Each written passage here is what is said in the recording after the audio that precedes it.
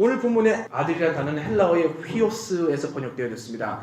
휘오스라는 단어는요, 그저 일개의 아들을 나타내는 단어가 아닙니다. 이는 법적 용어로서 법적인 아들을 나타낼 때에만 사용되는 헬라어입니다. 즉 우리는요, 하나님의 아들이긴 아들인데 그저 뭐 평범한 아들이 아니라 법적으로 합법적으로 아들이 된 법적인 자녀라는 것을 증거하고 있습니다. 오늘 본문에 휘오스라는 법적 용어가 사용되었다는 것은 하나님의 자녀인 우리들에게 엄청나게 중요한 세 가지의 진리를 계시합니다. 이제 한번 그것을 나눠볼게요. 첫 번째 특권, 우리는요 합법적으로 하나님의 자녀가 되었다는 것입니다. 이것은 곧 마귀가 가지고 있던 우리의 침자권이 완전히 박탈이 되었다라는 것입니다. 우리가 법적인 하나님의 자녀가 아니라면 마귀는요 여전히 자신의 친자권을 요구할 수 있어요. 그러나 법적으로 하나님께서 우리의 그 친자권을 가져가셨기 때문에 우리가 하나님의 휘오스 법적 아들이 되었기 때문에 마귀는 더 이상 우리의 친자권을 요구할 수도 말할 수도 행할 수도 없게 되었다라는 것이죠. 우리 한번 재판을 연상해 봅시다. 두 사람이 하나의 친자권을 놓고 재판을 벌여요. 서로가 준비한 모든 자료와 증인들 그리고 변호인들이 그 아이의 친자권을 서로 차지하기 위해서 치열한 다툼을 벌입니다. 그러나 곧 머지않아 판사가 판결에 발언을 하고요. 판사봉을 들고요. 3번 어떡합니까?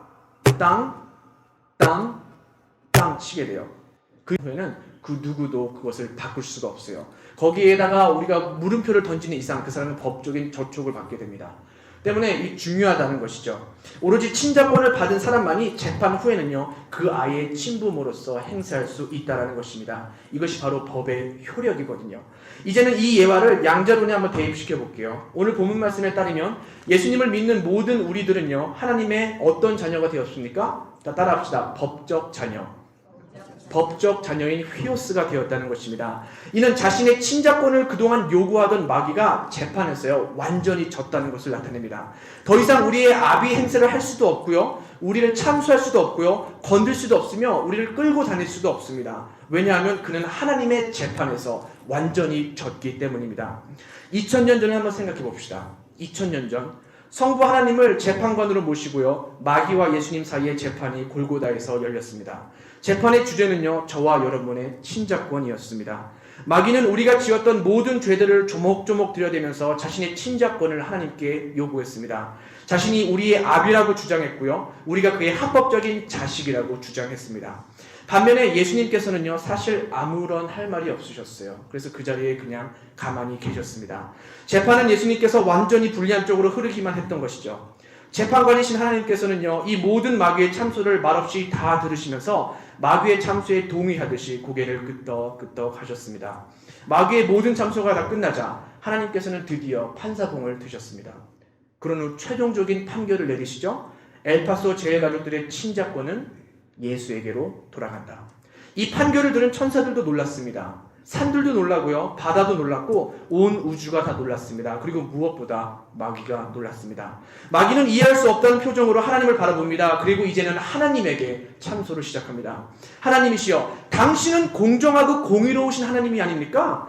죄의 삭은 사망이라는 당신의 율법에 따라 죄인된 인간들은 다 죽어야 하지 않습니까? 당신의 율법이 내가 죄인된 인간들의 압이라고 말하는데 당신은 왜 스스로 당신의 율법을 어기며 모순된 판결을 내리는 겁니까? 당신이 그러고도 공정하고 공의로운 하나님이라고 말할 수 있습니까? 이러한 마귀의 참소는 정당합니다. 그리고 합법적입니다. 그리고 율법적입니다.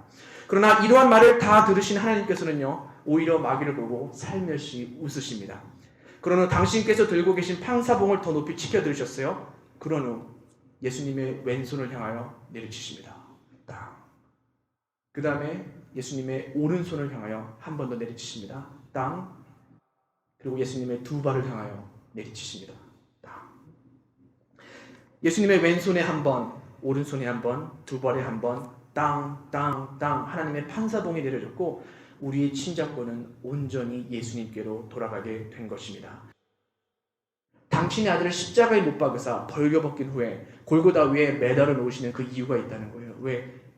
거기에 덩그러니 달려있는 예수님, 판결을 받아 두 손과 두 발에 못이 박혀있는 예수님을 천사도 받고요, 사람도 받고요, 마귀도 받습니다. 우리의 모든 죄값이 예수님께 다 들어갔고 예수님의 돌아가심을 말미암아 우리의 친자권이 하나님께로 다시 양도되었던 가장 아름다운 순간이라는 것이죠. 그렇습니다. 만약 하나님께서 예수님의 두 손과 두 발의 못을 박아 십자가 위에서 죽이지 않으신 채 우리의 친자권을 예수님께 양도하셨다면 이는 합법적이지 못한 재판이 됩니다. 공정하지도 못하고요, 공의롭지도 못한 불법의 하나님이 내린 판결이기 때문입니다. 그러나 성경의 증언에 따르면 우리 하나님께서는요, 공정하시고 공평하신 하나님이십니다. 때문에 하나님께서는 우리를 합법적으로 당신의 자녀를 삼으시기 위하여 당신의 독생자이신 예수님을 십자가에 못 박혀 죽으신 것입니다.